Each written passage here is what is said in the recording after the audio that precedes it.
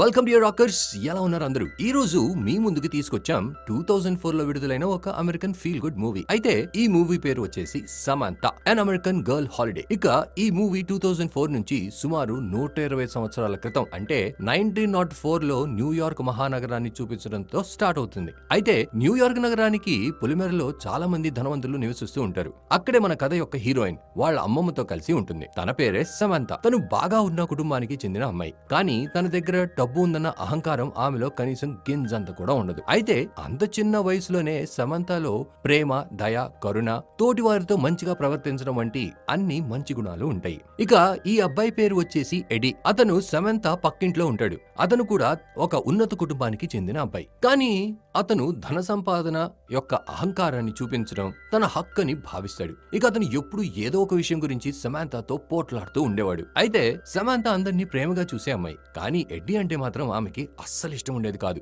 ఇక ఒక రోజు ఎడ్డీ వాళ్ళ ఇంటికి ఒక పేద కుటుంబం చేరుకుంటుంది. ఆ కుటుంబంలో ఒక పేద వ్యక్తి, అతని భార్య మరియు 3 కూతుళ్లు ఉంటారు. వాళ్ళు ఎడ్డీ ఇంట్లో పని చేయడానికి అక్కడికి వచ్చారు. అయితే ఆ అమ్మాయిలు చాలా దూరం నుంచి వచ్చి గుడారంలో ఉండాల్సి వస్తుంది. ఇక ఆ 3లో ఒక చిన్న పాప తన నాన్నతో, నాన్న నాకు చాలా ఆకలిగా ఉంది అని అంటుంది. అప్పుడు వాళ్ళ పెద్దమ్మాయి నెల్లి ఆమెను ప్రేమగా ఓదారుస్తూ, ఆగు చిన్ని, మనం ఇప్పుడే కదా కొత్తింట్లోకి దిగాం, ముందు నేను సామాన్లు సర్దేస్తాను, ఆ తర్వాత నీకు భోజనం వండి పెడతాను అని చెప్తుంది. ఫ్రెండ్స్, ప్రేమను వ్యక్తపరిచే విషయంలో ఆమె పూర్తిగా సమంతలా ఉంటుంది. ఇక వాళ్ళని చూసి ఎడీ సమంతని పిలిచి, చూడు, ఈ 3 అమ్మాయిలు మా ఇంట్లో పనిచేయడానికి వచ్చారు. ఈ పెద్ద అమ్మాయి నా పని మనిషి అవుతుంది అని చెప్తాడు. అప్పుడు ఎడ్డీ యొక్క అహంకారాన్ని చూసి సమంత ఎడ్డీతో, ఇంత చిన్న అమ్మాయిలు ఇంటి పని ఎలా చేస్తారు? అయినా ఉద్యోగం చేసేది వాళ్ళ తల్లిదండ్రులు గాని అమ్మాయిలు కాదు కదా అని అంటుంది. దానికి ఎడ్డీ, లేదు, మా అమ్మ మన ఇంట్లో పనిచేయడానికి 3 అమ్మాయిలు వస్తున్నారని చెప్పింది అని సమంతతో అంటాడు. ఆ తర్వాత ఎడ్డీ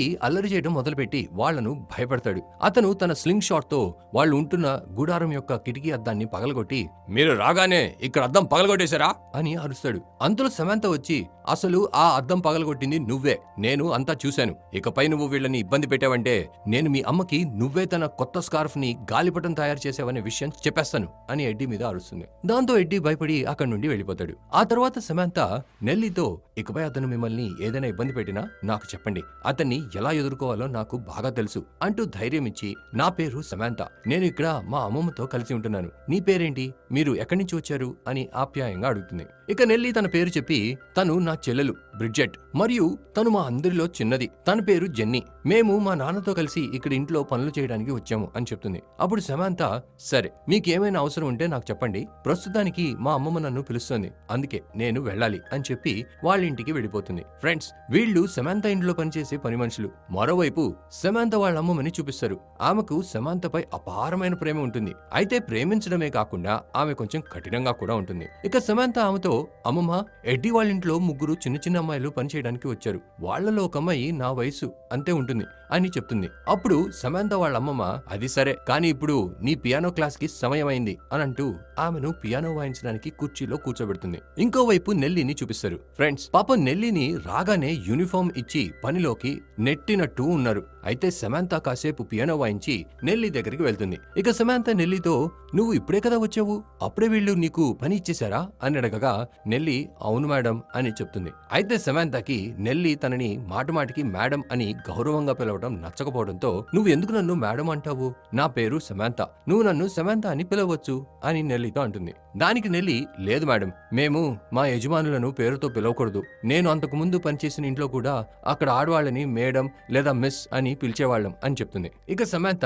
మీరు దీనికంటే ముందు ఎక్కడుండేవాళ్ళు అని నెల్లిని అడుగుతుంది. అప్పుడు నెల్లి, దీనికి ముందు మేము న్యూయార్క్ లో మహానగరంలో ఉండేవాళ్ళం, నేను మరియు మా నాన్న అక్కడే ఒక కర్మాగారంలో పనిచేసేవాళ్ళం, ఆ తర్వాత మా అమ్మ నన్ను ఇంట్లో పనులు చేయడానికి తీసుకెళ్లేది అని సమంతకి చెప్తుంది. దానికి సమంత, మరి మీ అమ్మ కూడా పనిచేయడానికి ఇక్కడికి వచ్చిందా అని అడుగుతుంది. అది విని నెల్లికి కొంచెం బాధగా అనిపిస్తుంది. ఆ బాధతో నెల్లి, మేడం, మా అమ్మ చనిపోయింది అని సమంతకి చెప్తుంది.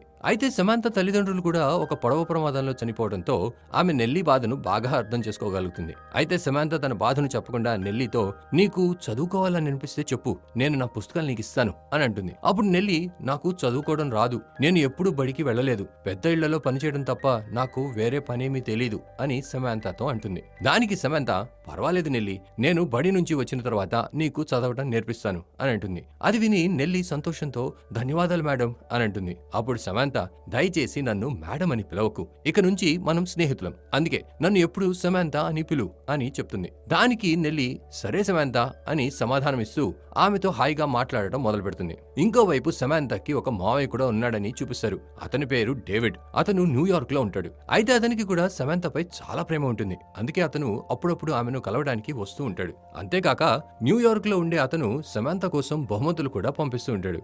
అయితే సమాంతకి కూడా తన మావయ్య డేవిడ్ అంటే ఎంతో ఇష్టం. అందుకే అతను ఎప్పుడెప్పుడు వస్తాడా అని ఆతృతగా ఎదురు చూస్తూ ఉంటుంది. ఈసారి డేవిడ్ సమాంత కోసం ఒక స్ట్రీట్ ఆఫ్ టికాన్ అనే స్లైడ్ ప్రొజెక్టర్ ని పంపించి ఉంటాడు. దాన్ని ఉపయోగించి ఫోటోలను 3Dలో చూడవచ్చు. ఫ్రెండ్స్, ఆ కాలంలో అదే వినోదానికి ఒక మార్గంగా ఉండేది. ఇప్పుడులాగా మూవీలు మరియు విఆర్లు ఆ కాలంలో ఉండేవి కాదు. ఇక సమాంత ఐఫిల్ టవర్ ఫోటోను 3Dలో చూసి బాగా ఆశ్చర్యపోతుంది. తర్వాత అది నెల్లీకి కూడా చూపిస్తుంది. అయితే నెల్లీ కూడా ఫోటోను చూసి ఎంతో ఆనందిస్తుంది. అప్పుడు సమాంత నెల్లీతో నీకు తెలుసా, ఇది మా మావయ్య నాకు పంపించిన బహుమతి, నాకు మా మావయ్య అంటే చాలా ఇష్టం అని అంటుంది.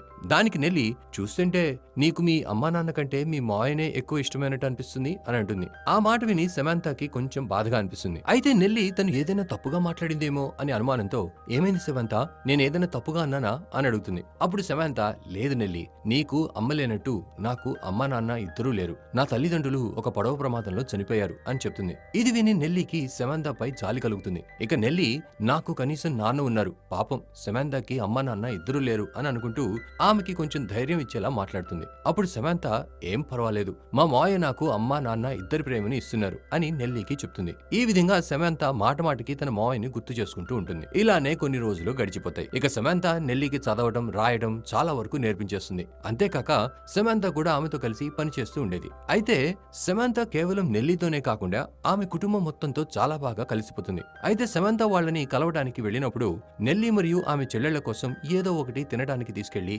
వాళ్ళని ఎంతో ప్రేమగా చూసుకునేది. ఈ దృశ్యం చూసి నెల్లీ తండ్రి కొంచెం భావోద్వేగానికి గురై ధన్యవాదాలమ్మా అని అంటాడు. అందుకు సమాంత సున్నితమైన చిరునవ్వు నవ్వుతూ లేదంకుల్, మేమందరం స్నేహితులం, మీరు నాకు ధన్యవాదాలు చెప్పి నన్ను పరాయిదానిగా భావించొద్దు అని అంటుంది. అంతలోనే ఓ కారు శబ్దం వినిపిస్తుంది. అది విని సమాంత ఆనందంతో ఉప్పొంగిపోతూ సరే అంకుల్, రేపు కలుద్దాం, మా మావయ్య వచ్చేశారు అని ఉత్సాహంగా చెప్పి వెంటనే ఇంటి వైపుకి పరిగెత్తుతుంది. సమాంత పరిగెత్తుకుంటూ వెళ్లి తన మావయ్యని కౌగిలించుకుంటుంది. ఇక డేవిడ్ కూడా ఆమెను అక్క కూతురులా కాకుండా తన సొంత కూతురులా చూసుకుంటాడు. అయితే ఈసారి అతను ఒకడే రాకుండా తోడుగా ఒక అమ్మాయిని కూడా తీసుకొచ్చి ఉంటాడు. ఇక డేవిడ్ సమాంత వైపు చూసి నేను ఈమెని పెళ్లి చేసుకోబోతున్నాను అని చెప్తాడు. అది విన్న సమాంతకి అస్సలు ఆనందంగా అనిపించదు. ఆ అమ్మాయి సమాంత దగ్గరికి వచ్చి మీ మావయ్య ఎప్పుడు నీ గురించే మాట్లాడుతూ ఉండేవాళ్ళు, అప్పుడు నాకు కూడా నిన్ను కలవాలనిపించేది, అందుకే ఈసారి డేవిడ్ తో పాటు నేను కూడా వచ్చాను, నా పేరు కొనేలియా అని అంటూ సమాంతకి ఒక బొకే ఇస్తుంది. అయితే కొనేలియా అంత ప్రేమగా మాట్లాడుతున్నప్పటికీ సమాంతకి మాత్రం ఆమె అస్సలు నచ్చదు.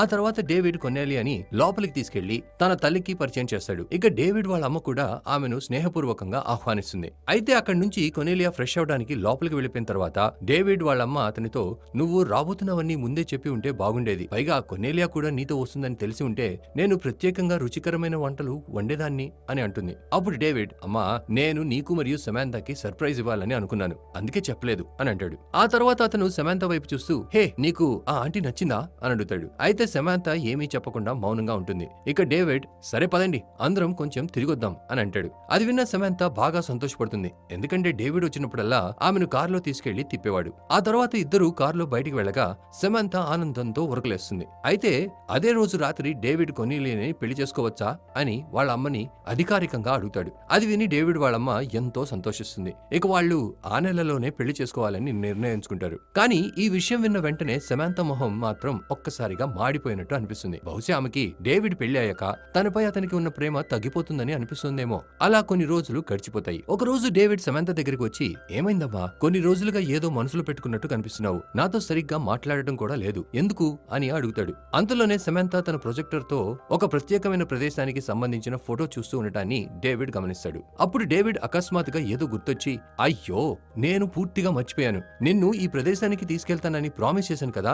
సారీ, నన్ను క్షమించు. ఈ మధ్య ఏవో విషయాల్లో మునిగిపోయి అన్నీ మర్చిపోతున్నాను. కానీ నువ్వేం బాధపడవద్దు, నేను ఖచ్చితంగా నిన్ను అక్కడికి తీసుకెళ్తాను అని చెప్తాడు. దానికి సమంత, అవును మావయ్య, మీరు పెళ్ళయ్యాక ఎలాగో నన్ను పూర్తిగా మర్చిపోతారు. దీనికి కారణం కొనీలియా కదా అని డేవిడ్తో అంటుంది. ఆమె మాటలు విని డేవిడ్ ఓర్పుగా, ఏమంటున్నావు సమంత? నీ బాధ నాకు ఇప్పుడు అర్థమైంది. చూడమ్మా, కొనేలియా నిజంగా ఒక మంచి అమ్మాయి. ఆమెకి నీలాంటి చిన్నపిల్లలంటే చాలా ఇష్టం. ముఖ్యంగా నువ్వంటే ఆమెకి ఎక్కువ ఇష్టం. కొన్ని రోజులు ఆమెతో గడిపితే ఆమె ఎంత మంచిదో నీకే అర్థమవుతుంది. కానీ ఒకటి గుర్తుంచుకో, నా జీవితంలో ఎప్పుడూ నువ్వే మొదటి స్థానంలో ఉంటావు. పెళ్ళైన తర్వాత కూడా నీ మీదున్న ప్రేమ ఏ మాత్రం తగ్గదు. నేను నా చిన్నప్పుడు అక్కను విడిచి ఉండాల్సి వచ్చింది. ఆ సమయంలో ఆమెను నేను ఎంతగానో మిస్ అయ్యాను. నువ్వు అచ్చం ఆమెలాగే ఉంటావు. నిన్ను చూస్తే నా చిన్నప్పుడు అక్క గుర్తొస్తుంది అని ప్రేమగా అంటాడు. ఇక ఇద్దరు ఇలా మాట్లాడుకుంటూ నవ్వుకుంటారు. అయినా సమంత మనసులో కొనేలియా పట్ల ఇప్పటికీ ఎటువంటి ప్రేమ కలగదు. ఆ తర్వాత సమంత నేరుగా తన అమ్మమ్మ దగ్గరికి వెళ్లి, అమ్మమ్మ, మీకు కొనేలియా నచ్చిందా అని అడుగుతుంది. దానికి ఆమె సంతోషంగా, అవునమ్మా, ఆమె కేవలం నీకు కాబోయే మేనత్త మాత్రమే కాదు, మన కుటుంబంలో ఒక భాగం కూడా. ఇది ఆనందించాల్సిన విషయమే కదా. కానీ నువ్వు ఈ రోజు అలా ఎందుకు అడుగుతున్నావు? ఏమైంది అని సమంతని అడుగుతుంది. అప్పుడు సమంత, ఏం లేదు, ఊరికే అడిగాను అంతే అని చెప్పి నెల్లితో ఆడుకోవడానికి వెళ్తుంది. అలాగే ఆమెకి చదవడం నేర్పించసాగుతుంది. ఇదే సమయంలో కొనేలియా 2 రకాల కేకులు తీసుకొచ్చి సమంతని రుచి చూసి చెప్పమని కోరుతుంది. అప్పుడు నెల్లి మనసులో, కొనేలియా నేను సమంతతో ఎందుకు ఆడుకుంటున్నానని అరుస్తుందేమో అని భయపడుతుంది. ఇక తను అలా అనుకుని అక్కడి నుంచి వెళ్లిపోబోతుంది. అంతలో కొనేలియా, అరే పాప, నువ్వెక్కడికి వెళ్ళిపోతున్నావు? రా, ఈ 2 కేకులు రుచి చూసి వీటిలో ఏది బాగుందో చెప్పు అని నెల్లిని ఆపుతుంది. ఇక సమంత మనసులో, వీటి రుచి ఎలా ఉన్నా సరే నేను బాగోలేదనే చెప్తాను అని అనుకుని అదోలా మొహం పెట్టి కేకులు తింటుంది. అప్పుడు నెల్లి, మేడం, 2 కేకులు చాలా రుచిగా ఉన్నాయి, కానీ నాకు లెమన్ కేక్ అంటే బాగా ఇష్టం, అందుకే అది నాకు మరింత నచ్చింది అని కొనీలియాతో అంటుంది. ఇది విని సమంత కూడా, అవును, రెండింటిలో లెమన్ కేక్ కొంచెం పర్వాలేదు, అంత ప్రత్యేకంగా అనిపించలేదు, కానీ బాగానే ఉంది అని అంటుంది. దానికి కొనీలియా, అయితే సరే, ఈ రోజు రాత్రి ఫంక్షన్ కోసం లెమన్ కేక్ తయారు చేస్తాను అని అంటుంది. ఆ తర్వాత కొనీలియా సరదాగా, అలాగే ఈ మిగిలిన కేక్ శాంపిల్స్ ఎవరు తింటారు? ఇవి కుక్కకి ఇవ్వమంటారా అని అడుగుతుంది. దానికి సమంత, నా ఇంట్లో కుక్క లేదు అని అంటుంది. అప్పుడు నెల్లి, మేడం, కుక్కలు కేక్ తింటే వాళ్ళకి కడుపు నొప్పి వస్తుంది అని కొనీలియాకి చెప్తుంది. అందుకు సమంత, కుక్కలకి ఇచ్చే బదులు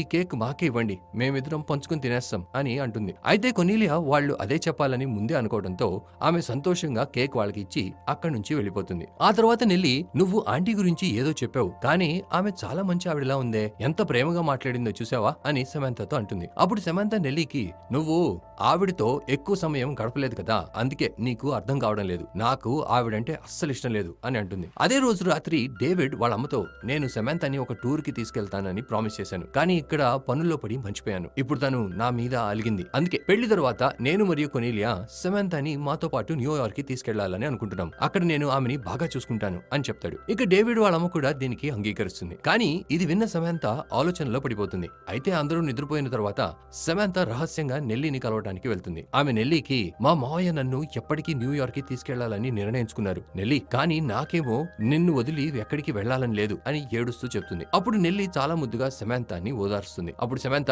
నాకు బాధగా అనిపించినప్పుడు నేను నా బోట్ హౌస్ లోకి వెళ్తాను, నువ్వు కూడా నాతో వస్తావా అని నెల్లిని అడుగుతుంది. ఇక నెల్లి కూడా సరే పద వెళ్దాం అని అంటుంది. ఇలా ఇద్దరు కలిసి బోట్ హౌస్ వైపుకి వెళ్తారు. ఇక బోట్ హౌస్ కి చేరాక సమంత నెల్లితో, మా అమ్మా నాన్న బతికి ఉన్నప్పుడు మేము అప్పుడప్పుడు ఈ బోట్ హౌస్ లో ఉండడానికి వచ్చేవాళ్ళం. నేను నాకు ఇష్టమైన వస్తువులన్నీ కూడా ఇక్కడే పెట్టేదాన్ని. నాకు ఇక్కడ ఉండటం అంటే చాలా ఇష్టం. వాళ్ళు చనిపోయిన తర్వాత అమ్మమ్మ నన్ను ఇక్కడికి రావద్దని ఆపేది. అయినా కూడా నేను రహస్యంగా ఇక్కడికి వచ్చేదాన్ని. ఇక్కడికి రాగానే మా అమ్మా నాన్న ఇంకా నాతోనే ఉన్నట్టు అనిపిస్తుంది. కానీ ఇప్పుడు నేను న్యూయార్క్ వెళ్ళిపోతే ఇక నిన్ను ఎప్పుడూ కలవలేనేమో అని భయమేస్తుంది అని నెల్లికి చెప్తుంది. అప్పుడు నెల్లి, కలవలేకపోతే ఏమైంది, ఇప్పుడు నాకు రాయడం వచ్చు కదా, మనం ఒకరికొకరం లెటర్స్ రాసి మాట్లాడుకుందాం అని అంటుంది. ఈ విధంగా ఇద్దరు రాత్రంతా మాట్లాడుకుంటూ అక్కడే నిద్రపోతారు. తర్వాత రోజు పొద్దున్నే ఎడ్డీ బోట్ హౌస్ లో వాళ్ళని చూస్తాడు. అప్పుడు ఎడ్డీ, ఓ మీరిద్దరు ఇక్కడ ఉన్నారా, అక్కడ అందరూ మిమ్మల్ని వెతుకుతున్నారు, ఆగండి, ఇప్పుడే అందరినీ ఇక్కడికి పిలుస్తాను అని చెప్పి సమంత వాళ్ళ అమ్మమ్మనే కాకుండా తన అమ్మను కూడా పిలిపిస్తాడు. ఎందుకంటే నెల్లి ఎడ్డీ ఇంట్లోనే పనిచేసేది కదా. ఇక ఎడ్డీ వాళ్ళ అమ్మ, ఎంత ధైర్యం ఉంటే నువ్వు ఒక పెద్దింటి అమ్మాయితో స్నేహం చేసి తనతో తిరుగుతున్నావు, నీ వల్ల రాత్రంతా సమంత వాళ్ళ అమ్మమ్మ ఎంత దిగులు పడిందో తెలుసా, ఆమెను ఎక్కడెక్కడో వెతికింది అని నెల్లి మీద కోపంగా అరుస్తుంది. అప్పుడు సమంత, ఇందులో నెల్లి తప్పు ఏమీ లేదు, నేనే బోట్ హౌస్ కి రమ్మని పిలిచాను, ఇక్కడ తప్పంతా నాదే, తనని ఏమీ అనొద్దు అని అంటుంది. దానికి ఎడ్డీ వాళ్ళమ్మ, ఈసారి నెల్లి గురించి ఎటువంటి కంప్లైంట్ వచ్చినా నేను ఆమె కుటుంబాన్ని పనిలో నుంచి తీసేస్తాను అని చెప్పి అక్కడి నుంచి వెళ్ళిపోతుంది. ఇక నెల్లి పాపం పాపం ఏడుస్తూ సమంత వాళ్ళ అమ్మమ్మతో నన్ను క్షమించండి మేడం, ఇక నుంచి ఎప్పుడూ నేను ఇలాంటి తప్పు చేయను అని అంటుంది. అయితే ఆ చిన్నారిని అలా ఏడవటం చూడగానే ఆమెకు కొంచెం బాధగా అనిపించి, ఏడవకు నెల్లి, నాకు తెలుసు ఇందులో నీ తప్పేమీ లేదు, నువ్వు ఏం బాధపడొద్దు, నిన్ను ఇక్కడ ఎవ్వరూ పనిలో నుంచి తీసేరు అని అంటుంది. అప్పుడు సమంత నెల్లీతో ఇదంతా నా వల్లే జరిగింది, దయచేసి నన్ను క్షమించు అని చెప్పి ఇద్దరు కౌగిలించుకుంటారు. కొన్ని రోజుల తర్వాత డేవిడ్ మరియు కొనీలియా పెళ్లి రోజు వచ్చేస్తుంది. అప్పటికి సమంతకి కొనీలియాపై ఉన్న ద్వేషం కూడా తగ్గిపోతుంది. పెళ్లి రోజు సమంత ఎంతో సంతోషంగా ఉంటుంది. పెళ్లికి వచ్చిన కొనీలియా ఫ్రెండ్స్ మాట్లాడుకుంటూ ఉంటారు. వాళ్ళు కొనీలియా పెళ్లి తర్వాత సమంతని కూడా ఆమెతో పాటు న్యూయార్క్ కి తీసుకెళ్తారని విన్నాను. ఆమె వాళ్లతో ఉంటే ఆ కొత్త జంట తమ కొత్త జీవితం ఎలా మొదలు పెడతారు? కనీసం వయసులో పెద్ద ఆవిడ డేవిడ్ వాళ్ళ అమ్మకైనా పెళ్లి తర్వాత కొంచెం ప్రైవసీ అవసరమనే జ్ఞానం ఉండాలి కదా, తనైనా సమంతకి తీసుకెళ్లకుండా ఆపవచ్చు కదా అని మాట్లాడుకుంటారు. ఇక సమంత వాళ్ళ మాటలు విని కొంచెం బాధపడి ఏం మాట్లాడుతున్నారు వీళ్ళు అని ఆలోచిస్తుంది. అయితే తను న్యూయార్క్ కి వెళ్ళనని మాత్రం చెప్పదు. తర్వాత సమంత వెళ్లే ముందు నెల్లీని కలుస్తుంది. ఇక తను నెల్లీతో, చూడు, నేను సంవత్సరం మొత్తం న్యూయార్క్ లో ఉండను, క్రిస్మస్ సమయానికి తిరిగి ఇక్కడికి వచ్చేస్తాను, అప్పుడు మనం కలిసి క్రిస్మస్ మరియు న్యూయార్క్ జరుపుకుందాం, నాకు లేఖ రాయడం మాత్రం మర్చిపోకు అని చెప్పి వెళ్ళిపోతుంది. ఫ్రెండ్స్, ఆ చిన్నపిల్లల్ని ఇలా విడిపోవడం చూస్తుంటే చాలా బాధగా ఉంటుంది. అయితే న్యూయార్క్ మహానగరంలో సమంత కొత్త అనుభవాలను అనుభవిస్తుంది. తను గత జీవితం గడిపిన ప్రదేశంతో పోలిస్తే ఇక్కడి వాతావరణం పూర్తిగా భిన్నంగా ఉంటుంది. ఎక్కడ చూసినా జనసందోహం, ఆకాశాన్ని తాకే పెద్ద భవనాలు కనిపిస్తాయి. నగరంలోని గాలి కూడా పీల్చుకోలేనంత రద్దీగా ఉంటుంది. అక్కడ జనాలు కూడా వేరువేరు భాషల్లో మాట్లాడతారు. ఒకవైపు మోటార్ సైకిళ్లు శబ్దం చూస్తుంటే మరోవైపు కార్లు దూసుకుపోతూ కనిపిస్తాయి. నగరం అంతా పరిగెడుతున్నట్టు ఉంటుంది. అంతేకాక అక్కడ ఒక కొత్త రైలు బండి కూడా ప్రారంభించబోతున్నారు. అయితే సమంత ఈ అన్ని విషయాలు మరియు తన అనుభవాలను లేఖ ద్వారా నెల్లీకి చెప్తుంది. అంతేకాక తను లేఖతో పాటు న్యూయార్క్ నగరం యొక్క ఫోటోలను కూడా నెల్లీకి పంపిస్తుంది. యాక్చువల్లీ సమంత తన ప్రొజెక్టర్ ని నెల్లీకి ఇచ్చి ఉంటుంది. దాంతో నెల్లీ ఆ ఫోటోలను 3Dలో చూసి తిరిగి లేఖ రాస్తుంది. ఫ్రెండ్స్, వాళ్ళ మధ్య ఉన్న దూరం వాళ్ళ స్నేహాన్ని ఒక గింజంత కూడా తగ్గించలేకపోతుంది. ఇద్దరు కూడా లేఖల ద్వారా మాట్లాడుకుంటూ ఉంటారు. ఇక సమంత న్యూయార్క్ లోని ఒక పాఠశాలలో చేరి అక్కడి జీవితానికి అలవాటు పడిపోతుంది. అయితే ఒక రోజు రాత్రి డేవిడ్, సమంత మరియు కొనీలియా కలిసి భోజనం చేస్తూ ఉంటారు. అప్పుడు డేవిడ్ సమంతకి ఒక లేఖ ఇచ్చి, ఇదిగో అమ్మ నీ కోసం పంపించింది అని అంటాడు. ఇక ఆ లేఖలో సమంత వాళ్ళ అమ్మమ్మ, నేను నౌకాదళ అధికారిని కలవడానికి న్యూయార్క్ కి వస్తున్నాను అని రాసి ఉంటుంది. అది చదివిన వెంటనే డేవిడ్ మరియు సమంత ఇద్దరు నవ్వటం మొదలు పెడతారు. అయితే కొనీలియా వాళ్ళని చూసి ఆశ్చర్యపోయి, ఇందులో నవ్వాల్సిన విషయం ఏముంది అని అడుగుతుంది. అప్పుడు డేవిడ్, అమ్మ ఆ అధికారిని కలవడానికి ఇక్కడికి వస్తుంది. అయితే అతను తన పని ఎలా చేస్తాడో తెలియదు, కానీ అతను చాలా సార్లు అమ్మతో ఫ్లర్ట్ చేశాడు. ఎంతవరకు అతను అమ్మని కొన్ని 100 సార్లు ప్రపోజ్ చేశాడని కూడా అమ్మ చెప్పింది అని కొనీలియాకి చెప్తాడు. అది విన్న కొనీలియా కూడా నవ్వటం మొదలు పెడుతుంది. అందరూ చాలా ఆనందంగా ఒక కుటుంబంలా ఉంటారు. యాక్చువల్లీ ఆ సమయంలో కొనీలియా ఒక కీలకమైన విప్లవంలో భాగమై ఉంటుంది. అయితే ఆ రోజుల్లో ఆడవాళ్లకి ఓటు హక్కు ఉండేది కాదు, మగవాళ్ళకి మాత్రమే ఓటు హక్కు ఉండేది. అందుకే ఆ హక్కు సాధించేందుకు ఓటు హక్కు ఉద్యమం ప్రారంభమైంది. ఇక కొనీలియా కూడా ఆ ఉద్యమంలో పాల్గొంటుంది. ఎందుకంటే ఆమె కూడా ఓటు హక్కు కేవలం మగవాళ్ళకే కాదు, ఆడవాళ్లకు సమానంగా ఉండాలని, ప్రతి ఒక్కరూ తనకు నచ్చిన అధికారిని ఎంచుకునే స్వేచ్ఛ కలిగి ఉండాలని నమ్ముతుంది. అయితే కొనీలియా ఆ సమూహం యొక్క నాయకురాలుగా ఉంటుంది. అయితే అప్పుడప్పుడు ఆ సమూహం యొక్క సమావేశాలు కొనీలియా ఇంట్లో కూడా జరిగేవి. ఇక అక్కడికి వచ్చే మహిళలు సమంతతో కూడా స్నేహంగా కలిసిపోతారు. ముఖ్యంగా ఈ పెద్ద ఆవిడ, ఈమె పేరు వండర్ గర్ల్. ఆమె చాలా ధనవంతురాలు. అయితే వండర్ గర్ల్ ఉమ్మడిగా చాలా మంచి పనులు కూడా చేస్తూ ఉంటుంది. ఇంకోవైపు బడిలో టీచర్ పిల్లలకి అమెరికా అభివృద్ధి బాటలో నడవాలంటే ఏమేం చేయాలి అనే విషయంపై క్రిస్మస్ కోసం ఒక ఉపన్యాసం రాయమని చెప్తుంది. ఫ్రెండ్స్, గుర్తుంచుకోండి, ఇదంతా 1904లో జరుగుతోంది. అంటే ఒక 90వ దశకం. ఇక టీచర్ థ్యాంక్స్ గివింగ్ రోజున మనం అందరి ఉపన్యాసాలు వింటాం. వాటిలో 12 ఉత్తమ ఉపన్యాసాలను ఎంపిక చేసి క్రిస్మస్ రోజున అందరి ముందు సమర్పిస్తాం అని ప్రకటిస్తుంది. అయితే సమంత తన ఉపన్యాసాన్ని ఎంతో జాగ్రత్తగా రాస్తుంది. తన ఉపన్యాసం యొక్క ముఖ్యాంశం ఏంటంటే, అమెరికా అభివృద్ధి చెందాలంటే ఫ్యాక్టరీస్ ని ప్రోత్సహించాలి. ఆ తర్వాత ఒక రోజు సమంతకి అమ్మమ్మ వాళ్ళ ఇంట్లో పనిచేసే మహిళ నుంచి ఒక లేఖ వస్తుంది. ఆ లేఖలో నెల్లీ వాళ్ళ నాన్న తీవ్రమైన జ్వరంతో చనిపోయారని, ఆయన చనిపోయిన తర్వాత ఎడ్డీ వాళ్ళ అమ్మ నెల్లీ, బ్రిడ్జెట్ మరియు జెన్నీని న్యూయార్క్ లోని ఒక అనాథాశ్రమానికి పంపించిందని రాసి ఉంటుంది. అయితే అది చదివి సమంతకే కాదు, డేవిడ్ మరియు కొనీలియాకి కూడా చాలా బాధగా ఉంటుంది. ఇక ఆ లేఖలో ఆ ఆశ్రమం యొక్క పేరు కూడా ఉంటుంది. ఇక సమంత ఆ లేఖని డేవిడ్కి చూపించి, ఈ ఆశ్రమం ఎక్కడ ఉందో నీకు తెలుసా అని అడుగుతుంది. అయితే డేవిడ్కి ఆ ఆశ్రమం ఎక్కడుందో తెలియకపోయినా అతను న్యూయార్క్ నగరం అంతా వెతికి చివరికి దాని గురించి తెలుసుకుంటాడు. ఇంకోవైపు సమంత ఇంట్లో కూర్చొని పియానో వాయిస్తూ తను నెల్లీని ఎప్పటికీ కలవలేదేమో అని ఆలోచిస్తూ ఉంటుంది. అప్పుడు కొనీలియా అక్కడికి వచ్చి, నువ్వు బాధపడవద్దు, డేవిడ్ ఖచ్చితంగా నెల్లీ మరియు ఆమె చెల్లెళ్ళు ఎక్కడ ఉన్నారో తెలుసుకుంటాడు అని ఆమెని ఓదారుస్తుంది. ఇంతలో డేవిడ్ గొంతు వినిపించడంతో సమంత ఉత్సాహంతో పరిగెత్తుకుంటూ అతని దగ్గరికి వచ్చి మీకు వాళ్ళ గురించి ఏమైనా తెలిసిందా అని ఆతృతగా అడుగుతుంది. అప్పుడు డేవిడ్ సమాంతాతో, చూడు, నేను ఆ ఆశ్రమం ఎక్కడుందో తెలుసుకున్నాను, కానీ అక్కడ అంత సులభంగా ఎవరిని లోపలికి వెళ్ళనివ్వరు. అయినా నువ్వు బాధపడవద్దు, మనం ఏదో ఒక మార్గం వెతుకుదాం. ఇక ఆశ్రమం పేరు వచ్చేసి కాడ్రెక్స్ అని చెప్తాడు. అది విని కొనీలియా, నాకు ఒక స్నేహితురాలుంది, ఆమె తన ఇన్ఫ్లుయెన్స్ ఉపయోగించి మనల్ని ఆ ఆశ్రమంలోకి ప్రవేశించడానికి సహాయపడవచ్చు అని చెప్తుంది. ఆ తర్వాత కొనీలియా వండర్ గర్ల్ కి కాల్ చేస్తుంది, ఎందుకంటే ఆమె ఒక ధనిక మహిళ మాత్రమే కాకుండా మంచి పరిచయాలు కూడా కలిగి ఉంటుంది. ఇక వండర్ గర్ల్ కొనీలియాతో, నేను ఆశ్రమం నిర్వాహకులతో మాట్లాడతాను, వాళ్ళు తప్పకుండా మిమ్మల్ని లోపలికి అనుమతిస్తారు అని చెప్తుంది. అయితే కొనీలియా వాళ్ళ గురించి అంతగా పట్టించుకోపోవడం చూసి సమంతాకి ఆమెపై ఇంకా ఎక్కువ అభిమానం పెరుగుతుంది. ఇక తరువాత రోజు వాళ్ళు దానం చేయాలనే సాకుతో ఆశ్రమం లోపలికి వెళ్తారు. యాక్చువల్లీ ఆ రోజుల్లో ఆశ్రమాలు చాలా కఠినమైన నియమాలు పాటించేవి, ఎందుకంటే కొంతమంది తమను ఆ పిల్లల యొక్క బంధువులమని చెప్పి వాళ్ళని ఆశ్రమం నుంచి తీసుకెళ్లి తమ ఇంట్లో పని మనుషులుగా ఉంచుకునేవాళ్లు. అందుకే వీళ్ళు దానం చేయాలనే సాకుతో అక్కడికి వెళ్లి ఉంటారు. అయితే అక్కడ ఉన్న వార్డెన్ పిల్లలతో చాలా క్రూరంగా ప్రవర్తిస్తుంది. ఆమె వాళ్ళని బానిసల్లా చూస్తుంది. ఇదంతా చూసి సమంత సహించలేకపోతుంది. ఇక వాళ్ళు లోపలికి వెళ్లి చూసినప్పుడు అక్కడ వాళ్ళకి ఎంతో మంది చిన్నారులు కనిపిస్తారు. వాళ్లలో నెల్లి యొక్క చెల్లెలు బ్రిడ్జెట్ మరియు జెన్నీ కూడా ఉంటారు. అయితే వాళ్ళని చూసి సమంత ఎంత సంతోషపడిందో వాళ్ళు మాత్రం దానికంటే రెట్టింపు ఆనందంలో ఉంటారు. అప్పుడు సమంత వాళ్లతో మెల్లగా, నేను ఎవరినో మీకు తెలిసిన విషయం ఎవరికి చెప్పొద్దు, నేను మళ్ళీ మిమ్మల్ని ఇక్కడి నుంచి తీసుకెళ్లడానికి తిరిగి వస్తాను అని చెప్తుంది. ఆ తరువాత సమంత ఒక అంతస్తు పైకి వెళ్తుంది. అక్కడ పెద్ద పిల్లలుంటారు. ఆమె ఫ్రూట్స్ పంచే సాకుతో నెల్లిని వెతుకుతుంది. చివరికి సమంతకి నెల్లి కనిపిస్తుంది. నెల్లిని చూడగానే సమంతకు ప్రాణం తిరిగి వచ్చినట్టుగా అనిపిస్తుంది. అంతలో కొనీలియా వార్డెన్ తో ఏదో విషయం మాట్లాడుతూ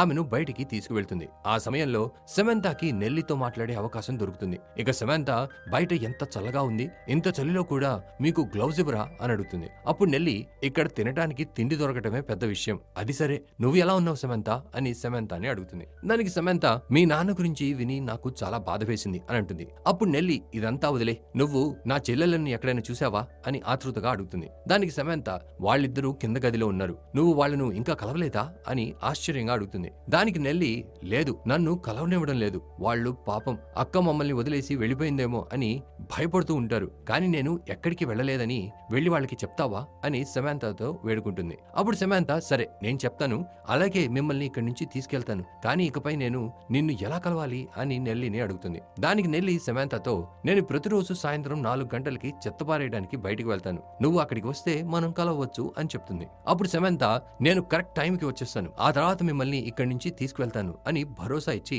అక్కడి నుంచి వెళ్లిపోతుంది. ఇక తర్వాత రోజు స్కూల్లో పాత కోట్లు, ప్యాంట్లు వంటివి పోగు చేసేందుకు సమంత ఒక బుట్ట పెడుతుంది. అయితే సమంత మిగిలిన స్టూడెంట్స్ లతో, అనాథాశ్రమంలోని చాలా మంది పిల్లల దగ్గర ఇవి లేవు, మనం వీటిని ఆ పిల్లలకి ఇస్తే వాళ్ళకి కూడా సహాయం చేసినట్టు ఉంటుంది అని అంటుంది. ఇక కొంతమంది స్టూడెంట్స్ సమంతతో, మా ఇంట్లో కొన్ని వాడని కోట్లు, ప్యాంట్లు ఉన్నాయి, మేము త్వరలో అవి తీసుకొచ్చి ఇస్తాము అని అంటారు. ఆ తర్వాత సమంత నెల్లికి ఇచ్చిన మాట ప్రకారం సాయంత్రం 4 గంటలకి ఆశ్రమం వెనక వైపు ఉన్న గేట్ దగ్గరికి వెళ్తుంది. ఇక సమంతని చూసి నెల్లి చాలా సంతోషపడుతుంది. అయితే సమంత తనకి తినడానికి కూడా ఇస్తుంది. అప్పుడు నెల్లి, వార్డెన్ నేను సరిగ్గా పని చేయకపోతే నన్ను రైల్లో ఎక్కిస్తానని బెదిరించింది, నాకు నా చెల్లెల్ని వదిలి ఎక్కడికి వెళ్లాలని లేదు అని సమంతతో అంటుంది. దీనికి సమంత, అలాంటిదేమీ జరగదు, నేను త్వరలోనే మిమ్మల్ని ఇక్కడి నుంచి విడిపిస్తాను అని హామీ ఇస్తుంది. అయితే సమంత ఇంట్లో ఉన్న డేవిడ్ మరియు కొనేలియాకి ఈ విషయం అంతా చెప్పాలని అనుకుంటుంది. కానీ వాళ్ళ పెళ్లి రోజున కొనేలియా స్నేహితులు సమంత డేవిడ్ మరియు కొనేలియాపై భారంగా ఉంది అని అన్న మాట ఆమె మనసులో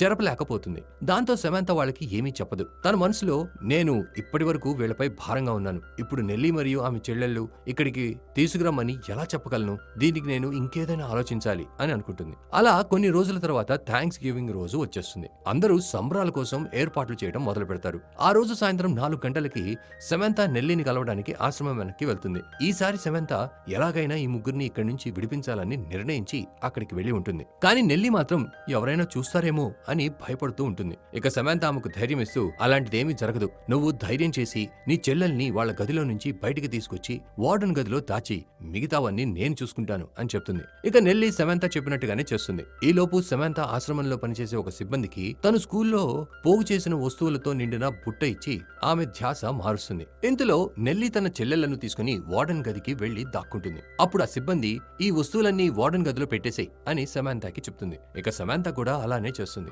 అంతలో వార్డెన్ కూడా అక్కడికి చేరుకుంటుంది. అప్పుడు ఆ సిబ్బంది, ఎవరో విరాళంగా పెద్ద మొత్తంలో డబ్బు ఇచ్చి వెళ్లారు, ఈ డబ్బుని బ్యాంకులో జమ చేయమంటారా అని వార్డెన్ ని అడుగుతుంది. దానికి వార్డెన్, బ్యాంకులో జమ చేయాల్సిన అవసరం లేదు, ఈ డబ్బును నేను నా దగ్గర జాగ్రత్తగా దాచుకుంటాను అని చెప్పి ఆ సిబ్బంది చేతిలో నుంచి డబ్బు లాక్కుంటుంది. చూసారా ఫ్రెండ్స్, ఆ ఆశ్రమానికి విరాళంగా వచ్చే డబ్బులన్నీ వార్డెన్ జేబులోకి వెళ్తున్నాయి. ఇక వార్డెన్ తన గది వైపుకు వెళ్తుంది. ఆమె అడుగుల శబ్దం విని నలుగురు అక్కడే దాక్కుంటారు. అయితే వార్డెన్ ఆ డబ్బులో నుంచి సగం ఖాతా పుస్తకంలో రాసుకుని మిగతా సగాన్ని తన దగ్గరే ఉంచుకుంటుంది. అయితే ఈ నలుగురు అమ్మాయిలు ఇదంతా చూసేస్తారు. ఇక జెన్నీ హఠాత్తుగా తుమ్ముతుంది. ఆ శబ్దాన్ని విని వార్డెన్ గదిలో ఎవరున్నారు, మర్యాదగా బయటికి రండి అని అరుస్తుంది. అంతలో నలుగురు కలిసి అక్కడి నుంచి పారిపోతారు. కానీ వార్డెన్ వాళ్ళ వెనకాల పరిగెత్తుతూ పట్టుకోండి ఆ నలుగురిని, వాళ్ళు నా డబ్బులు తీసుకుని పారిపోతున్నారు అని అరుస్తుంది. అయితే అప్పటికే ఆ నలుగురు అక్కడి నుంచి తప్పించుకుని ఉంటారు. ఇక సమాంత ఆ ముగ్గురిని తన ఇంటికి తీసుకెళ్లి పైన ఉన్న ఒక ఖాళీ గదిలో కూర్చోబెడుతుంది. ఫ్రెండ్స్, బహుశా ఆ గదిలో ఎవరు ఉండరనుకుంటాను. ఆ తర్వాత సమాంత వాళ్ళకి తినడానికి ఇస్తుంది. ఆ తిండి చూసి బ్రిడ్జెట్ చాలా ఆనందపడుతుంది.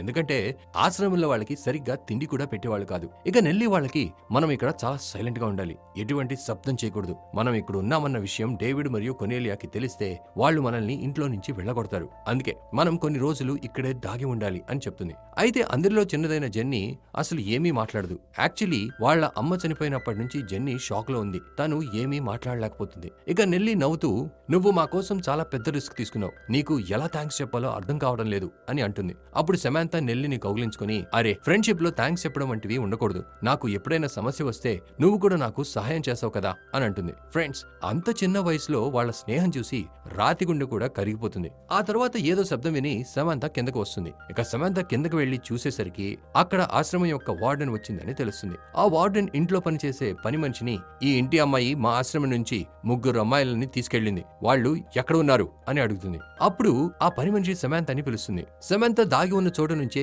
ఏంటి విషయం అని అడుగుతుంది. దానికి వార్డెన్ స్పందిస్తూ, ఆ అమ్మాయిలు నా బీరువా నుంచి $200 కూడా దొంగలించారు అని అంటుంది. ఇది విని ఆ పని మనిషికి కోపం వచ్చి వార్డెన్ మీద అరుస్తుంది. ఆమె వార్డెన్ తో, ఏం మాట్లాడుతున్నావు నువ్వు, మా అమ్మాయిలు కోరుకుంటే వాళ్ళ మావయ్య ఆమెకి ₹1,00,00,000 ఇవ్వగలరు, ఆమె $200 దొంగిలించిందని అబద్ధం చెప్పొద్దు, మా అమ్మాయి ఎప్పటికీ అటువంటి తప్పు పని చెయ్యదు, అర్థమైందా, ఇక ఇప్పుడు ఇక్కడి నుంచి వెళ్ళిపోండి అని అంటుంది. ఇక వార్డెన్ దగ్గర అక్కడి నుంచి వెళ్ళిపోవడం తప్ప వేరే మార్గం ఉండదు. అలా కొన్ని రోజులు గడిచిపోతాయి. సమాంత నెల్లి మరియు తన చెల్లెళ్లను చాలా బాగా చూసుకుంటూ ఉంటుంది. వాళ్ళకి సమయానికి భోజనం ఇస్తుంది. అంతేగాక వాళ్ళని ఎవరూ చూడకుండా జాగ్రత్త పడుతుంది. అయితే ఒకరోజు బ్రిడ్జెట్ కి జ్వరం వస్తుంది. అప్పుడు జెన్నీ రహస్యంగా కిందకి వచ్చి సమాంతాని బ్రిడ్జెట్ దగ్గరికి తీసుకెళ్తుంది. అయితే జ్వరం కొంచెం తీవ్రం అవడంతో సమాంత కూడా కొంచెం భయపడుతుంది. అప్పటికే నెల్లి కూడా ఎక్కడికో వెళ్లి ఉంటుంది. ఆ సమయంలో సమాంత ఒక పత్రికలో నెల్లి ఒక ఉద్యోగ ప్రకటనకు గుర్తుపెట్టిందని గమనిస్తుంది. ఇక ఆమె వెంటనే అక్కడికి వెళ్తుంది. అది ఒక ఫ్యాక్టరీ అయ్యి ఉంటుంది. అక్కడ నెల్లి లాంటి చాలా మంది చిన్న పిల్లలు పనిచేస్తూ ఉంటారు. ఇది చూసిన సమాంతకి కోపం వస్తుంది. ఆమె ఇంత చిన్న పిల్లల చేత ఫ్యాక్టరీలో పని చేయిస్తున్నారా అని మనసులో అనుకుంటుంది. అప్పుడే ఒక అబ్బాయి చెయ్యి యంత్రంలో ఇరుకుపోయి తీవ్రంగా గాయపడుతుంది. కానీ వాళ్ళతనికి చికిత్స చేయించకుండా అక్కడి నుంచి పంపించి మరో అబ్బాయిని పనిలో పెడతారు. అది చూసి సమాంతాకి ఇంకా కోపం వస్తుంది. యాక్చువల్లీ తను అక్కడికి నెల్లిని కలవడానికి వెళ్లి ఉంటుంది. కానీ మేనేజర్ ఆమెను లోపలికి అనుమతించడు. అయినా కూడా తను ఎలాగో అలా లోపలికి వెళ్లి నెల్లిని కలిసి బ్రిడ్జెట్ కి తీవ్రమైన జ్వరం వచ్చింది, ఆమె ఆరోగ్యం అస్సలు బాగోలేదు అని చెప్తుంది. ఇక నెల్లి తక్షణమే ఇంటికి వెళ్లాలని అనుకుంటుంది. కానీ మేనేజర్ పని మధ్యలో ఇంటికి వెళ్లడం నిషేధం, మౌనంగా కూర్చొని పని చేయండి అని అరుస్తాడు. ఆ మాటలు విన్న నెల్లి పని పోతే పోయింది అని అనుకుని వెంటనే ఇంటికి వెళ్లి బ్రిడ్జెట్ ని చూస్తుంది. బ్రిడ్జెట్ ని చూసిన నెల్లి బాధతో, నేను నా నాన్నను కోల్పోయాను, ఇప్పుడు బ్రిడ్జెట్ ని కోల్పోతానేమో అని భయంగా ఉంది, బ్రిడ్జెట్ ని హాస్పిటల్ కి తీసుకెళ్లాల్సిన అవసరం ఉంది, కానీ ఇప్పుడు మనం బయటికి వెళ్తే అందరికీ తెలిసిపోయే ప్రమాదం ఉంది అని అంటుంది. అప్పుడు సమాంత, ఏం పర్వాలేదు, నేను మావయ్యకి నిజం చెప్పేస్తాను, ఆయన నన్ను అర్థం చేసుకుని బ్రిడ్జెట్ ని హాస్పిటల్ కి కూడా తీసుకువెళ్తారు అని ధైర్యంగా చెప్తుంది. ఇక సమాంత నిశ్శబ్దంగా డేవిడ్ దగ్గరికి వెళ్తుంది.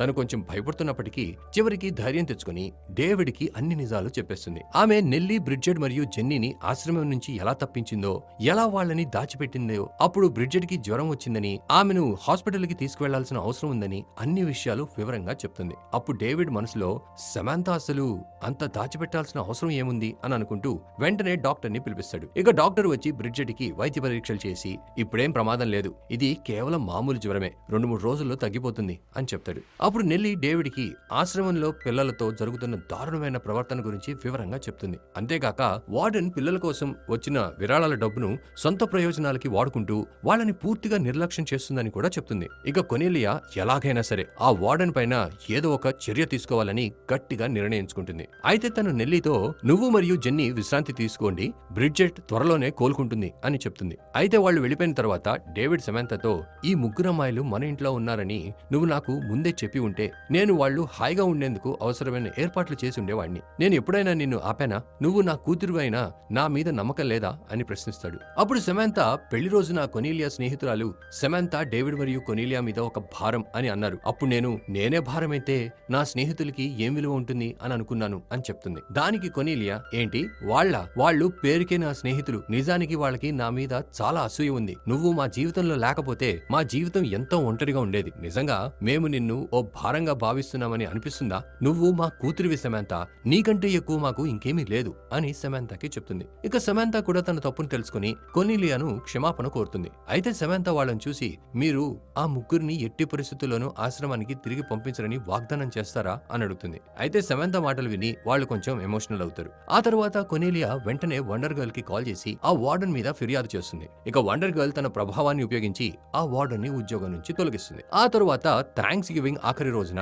సమాంతా స్కూల్లో 12 ఉత్తమ ఉపన్యాసాలు సెలెక్ట్ చేస్తారు. ఆ రోజు ఉపన్యాస అంశం ఏమిటంటే అమెరికా అభివృద్ధి బాటలో నడవాలంటే ఏమేం చేయాలి. అయితే సమాంతా ఉపన్యాసంలో ఫ్యాక్టరీల గురించి రాసి ఉంటుంది. ఇక తనకంటే ముందు ఒక అమ్మాయి తన ఉపన్యాసం చెప్తుంది. ఆమె కూడా తన ఉపన్యాసంలో ఫ్యాక్టరీల గురించి చెప్తుంది. ఆ తర్వాత సమాంతా వంతు వస్తుంది. ఇక సమాంతా తన ఉపన్యాసంలో మన దేశం అభివృద్ధి చెందాలంటే ఫ్యాక్టరీలు చాలా అవసరం, కానీ అన్నిటికంటే ముఖ్యమైనది ఏంటంటే ఆ ఫ్యాక్టరీస్ లో చిన్నపిల్లల్ని పని చేయకుండా ఆపడం. ఈ మధ్యనే నా వయస్సు ఉన్న నా స్నేహితురాలు ఒక కర్మాగారంలో పనిచేయడానికి వెళ్ళింది. అక్కడ నేను ఆమెలాగే కొన్ని వందల మంది పిల్లలు పనిచేయడం చూశాను. ఇలాంటి ఫ్యాక్టరీస్లలో ఇలాంటి చలిలో కూడా చేతులకి చేతి గ్లౌస్ లేకుండా పిల్లల చేత పని చేయిస్తున్నారు. వాళ్ళ బాల్యం నాశనం చేస్తున్నారు. అలాంటి పిల్లలు చదువుకోలేకపోతున్నారు. అంతేకాక వాళ్ళని బానిసల్లా చూస్తున్నారు. అలాంటి పరిస్థితుల్లో మనం ఎన్ని ఫ్యాక్టరీలు మొదలుపెట్టినా, ఎన్ని భవనాలు కట్టినా ఆ దేశం యొక్క భవిష్యత్తు అంటే ఆ దేశం యొక్క పిల్లలు ఇలాంటి జీవితం గడుపుతున్నంత వరకు ఆ దేశం అభివృద్ధి ఎలా సాధిస్తుంది? మనం నిజంగానే మన దేశాన్ని అభివృద్ధి బాటలో నడిపించాలంటే